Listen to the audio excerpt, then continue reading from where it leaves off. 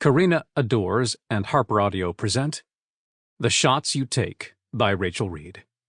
Performed by Greg Boudreau. This book is for Mom and Dad.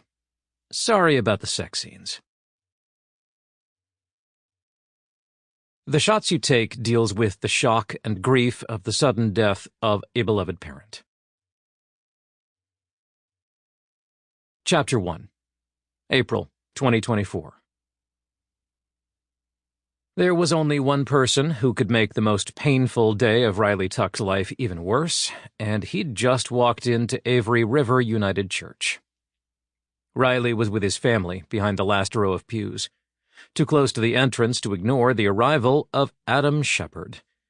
And if he hadn't been standing as close, he still would have heard the ripple of Adam's name being excitedly whispered throughout the crowded church. Adam's piercing blue eyes met Riley's miserable ones, and Riley's useless heart gave a hopeful bounce, because Riley's heart had always been his worst enemy. The same could be said for Dad, he thought darkly. Riley managed a curt nod in acknowledgement of Adam's baffling presence, then turned to his mother. Susan Tuck raised her eyebrows at him, but Riley shook his head. He didn't know why Adam was here, and he didn't care. It wasn't important right now.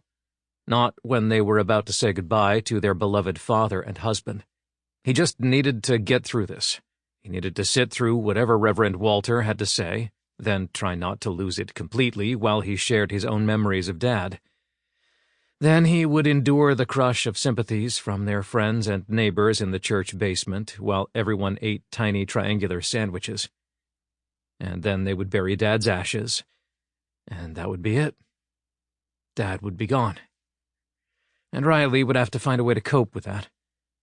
He didn't have a good track record for coping with misery. Adam had sat himself in one of the pews at the back of the room. Riley wondered if he'd expected the funeral to be so crowded. When had he decided to come? Had he booked a flight yesterday? Did he rent a car? Why was he here, sitting with obvious discomfort in a pew that didn't offer enough space for his long legs? He was smushed up against Dr. Tanner, and that probably wasn't good for his shoulder, especially after a flight and what was probably a 2-hour drive in the rain. Fuck! Why was he here? It's time to go, Lindsay, Riley's younger sister, whispered to him. She nodded toward the altar. Riley forced himself to start walking. He felt the weight of hundreds of gazes as he made his way to the pew at the front and tried not to feel the particular weight of one of those gazes. He sat and stared at the tiny black box that contained all that was left of his father. A man who had always been the loudest and most cheerful in any room. A man who'd coached kids hockey, played guitar, and helped everyone he could however he could. A man who'd started selling pride flags in his sporting goods shop after Riley had come out to his family. A man who had gone to countless funerals and weddings in this same church, who had offered comforting words in the basement, and who had loved those little sandwiches, especially the pickle ones. A man who had loved people, and who had died alone of a heart attack in his backyard. Even Mom hadn't been home. He'd been found by one of their neighbors. Riley couldn't see anymore. Lindsay's hand was on his back as he shook with grief. If you don't want to speak up there, Lindsay said, you don't have to. People will understand.